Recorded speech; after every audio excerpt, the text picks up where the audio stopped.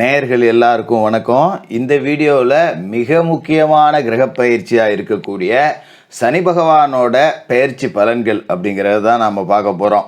சனிப்பெயர்ச்சி அப்படின்னாலே எல்லா ராசிக்காரர்களுக்கும் பயம் அப்படிங்கிறது வந்துடும். ஐயோ சனி பயிற்சி நடக்க போதே, என்ன ஆக போதோ ஏதாக போதோ தெரியலையே, நம்ம ராசிக்கு எப்படி இருக்க போதோ தெரியலையே அப்படிங்கிற மாதிரி எல்லாரும் ஒரு விதமான அச்சத்தோடு தான் சனிப்பெயர்ச்சி அப்படிங்கிறத அணுகுவாங்க. அதே நேரத்தில் சனி பகவான் எல்லாருக்கும் கெடுதல் மட்டும் அப்படிங்கிறத செஞ்சுறதில்ல, நன்மைகள் அப்படிங்கிறதையும் சனி பகவான் தான் அதிகமாக செய்வார். இப்போ குரு கொடுத்தா கூட சனி தடுத்துருவார், சனி தடுத்து கொடுத்தா யாராலையும் தடுக்க முடியாது. அப்படிப்பட்ட சனி பகவான் கொடுப்பாரு. அப்படிப்பட்ட அளவுக்கு சனி பகவான் கொடுத்துக்கிட்டே இருப்பார். இப்போ காலசக்கரத்தோட 10வது வீடு தொழில்ஸ்தானத்திலேருந்து காலசக்கரத்தோட லாபஸ்தானமான கும்பராசிக்கு சனி பகவான் பயிற்சியாகி ஆட்சியில் உட்கார போகிறாரு. மகர ராசி அவரோட சொந்த வீடு, இப்போ கும்பராசியும் அவரோட சொந்த வீட்டுக்கு போக போகிறாரு. டிசம்பர் மாதம் 20ஆம் தேதி வாக்கிய பஞ்சாங்கப்படி இந்த சனி பயிற்சி அப்படிங்கிறது நடக்குது.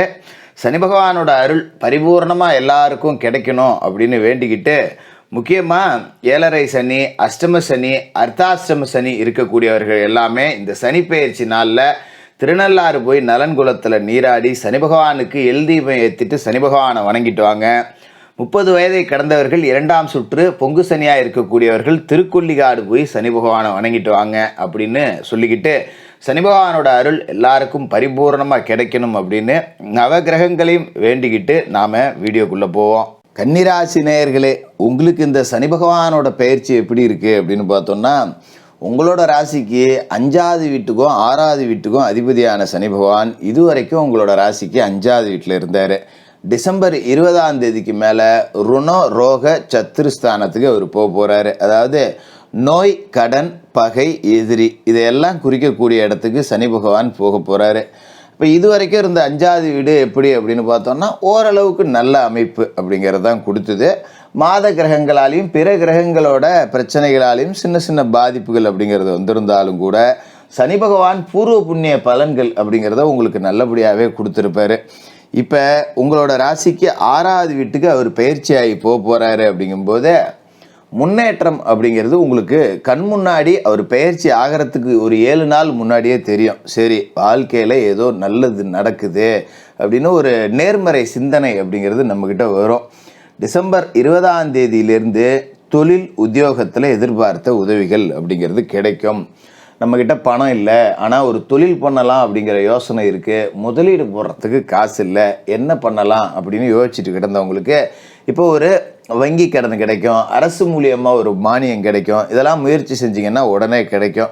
வெளியில் 10 ரூபா வட்டிக்கு கடன் வாங்கி கஷ்டப்பட வேண்டியதில்லை, அரசாங்க உதவியே கிடைக்கும். அப்படிங்கிறதால அதை பிடிச்சிக்கிட்டு மேலே வரக்கூடிய ஒரு வாய்ப்பு அப்படிங்கிறதையும் இந்த சனி பகவான் வந்த உடனேயே கொடுப்பாரு. அதோட கடந்த காலகட்டத்தில் தொழிலில் ஏற்பட்ட நஷ்டம், இழப்பு இதையெல்லாம் ஈடு செய்யறதுக்கு நிறைய வாய்ப்பு அப்படிங்கிறது உங்களை தேடி வரும். சின்ன சின்ன தொல்லைகள் இருந்தாலும் கூட சத்துருஸ்தானத்தில் சனி பகவான் இருக்காரு அப்படிங்கிறதால அதை எல்லாத்தையுமே அவரே பார்த்துப்பார்.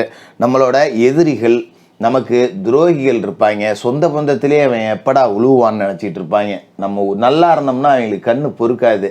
அதுமாரி நட்பு வட்டத்திலே இருப்பாங்க, முதுகுல குத்துறதுக்கு ஆட்கள் இருக்கும், கூட வேலை செய்கிற இடத்துல நம்மளை குளிப்பறிக்கிறதுக்கு ஆள் இருப்பாங்க.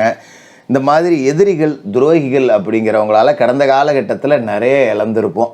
முதுகில் குத்தப்பட்ட துரோகம் அப்படிங்கிறதுனா என்னன்னு கன்னிராசிக்காரர்களுக்கு தெரிஞ்சிருக்கும். இனிமேல் அவங்கள எல்லாத்தையும் சட்டை பண்ணிக்கிட்டு அவங்களுக்கு நீங்கள் நேரம் ஒதுக்கணும்னு அவசியம் கிடையாது.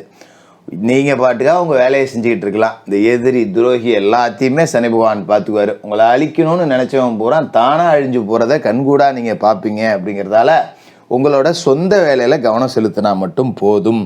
அதோட கடனை குறிக்கக்கூடிய இடத்துக்கும் சனி பகவான் வராரு. அப்படிங்கிறதால கடந்த காலகட்டத்தில் இருந்த கடனை எல்லாம் அடைச்சிடலாம், எந்த பிரச்சனையும் இல்லை. ஃபோன் மேலே ஃபோன் வந்திருக்கும், ஃபோனை எடுக்க முடியாமல் தவிச்சிருப்போம், என்னடா பதில் சொல்கிறேன்னு தெரில, இன்றைக்கி தரேன்னு சொல்லிட்டோமே அப்படின்னு தவிச்சிருப்போம். ஏதாவது பொருளை டியூவில் வாங்கி போட்டுட்டு பணம் கட்ட முடியாமல் ஃபைன் மேலே ஃபைன் போட்டு அவன் பிரச்சனை பண்ணிட்டு கிடந்திருப்பான். லோன் வாங்கிட்டு கட்ட முடியாமல் இருந்திருப்போம். ஒரு பைக்கை வாங்கிட்டு டியூ கட்ட முடியாமல் பிடுங்கிட்டு போயிருப்பாங்க. இதையெல்லாம் சந்திச்சிருப்பீங்க. ஆனால் இதுக்கு மேலே நல்ல வருமானம் அப்படிங்கிறது உங்களுக்கு இருக்கும். எல்லா கடனையும் அடைச்சிட்டு ஒரு கௌரவமாக வாழலாம். எங்கே கடங்காரன் உட்காந்துருப்பான்னு 4 தடவை சுற்றி போனோமோ அதே தெருவில் இப்போ கௌரவமாக நாம் போகக்கூடிய ஒரு நேரம் அப்படிங்கிறது வந்துருச்சு.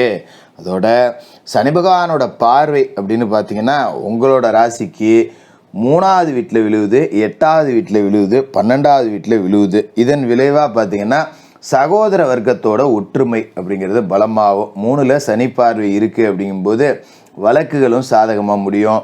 பூர்வீக சொத்தை பாகம் பிரிச்சுக்கலாம்.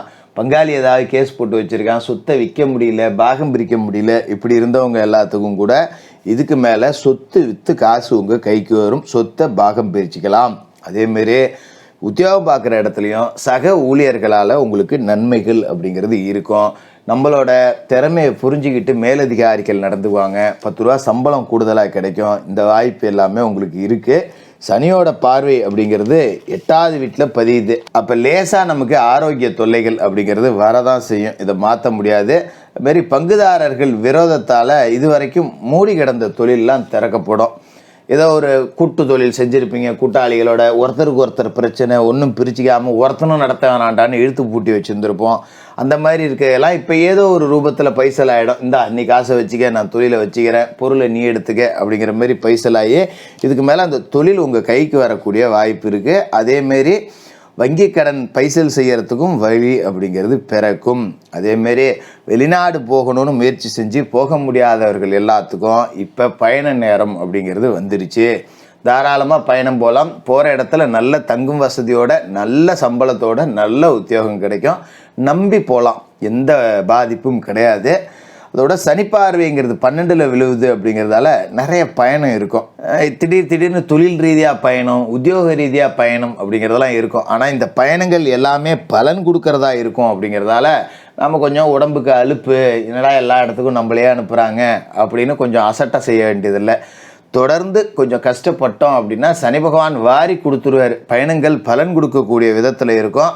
வாடகை வாகனத்தில் போனவங்க, பஸ்ஸில் போனவங்க, ரயிலில் போனவங்க கூட சொந்த வண்டியில் போகக்கூடிய நேரம் வந்துருச்சு.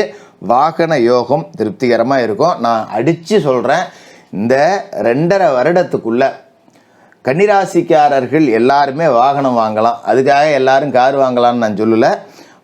கால்நடையாக போகிறவங்க சைக்கிள் வாங்கலாம், சைக்கிள் போனவங்க ஒரு பைக் வாங்கலாம், பைக்கில் போனவங்க கார் வாங்கலாம். இந்த மாதிரி வாகன யோகம் அப்படிங்கிறது அவங்கவுங்க உழைப்புக்கும் தகுதிக்கும் தகுந்த நிச்சயமாக கிடைக்கும். அதில் எந்த மாற்றமும் இல்லை. அதுமாரி சொந்த வீடு கட்டி குடி போகிற யோகம் அப்படிங்கிறது இருக்குது.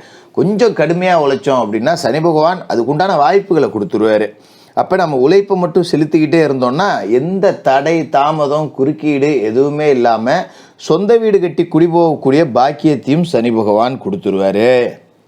அதோட 20/12/2023 21/2/2024 வரைக்கும் சனி பகவான் செவ்வாயோட சாரத்தில் பயணம் செய்கிறார். ராசிக்கு 3க்கும் 8க்கும் அதிபதியான செவ்வாயோட வீட்டில் சனி பயணம் செய்கிறாரு. அப்படிங்கும்போது சின்ன சின்ன குறுக்கீடுகள் அப்படிங்கிறது வரும். உடன்பிறப்புகள் கொஞ்சம் உங்களோட குணம் அறிஞ்சு நடந்துக்க மாட்டாங்க.